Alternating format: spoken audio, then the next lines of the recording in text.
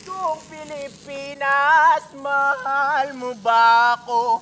Malapit nang mabutas ang tsinelas, pero mahirap pa rin tayo. Walang makain, walang tirahan, mahirap humanap ng pagkakitaan.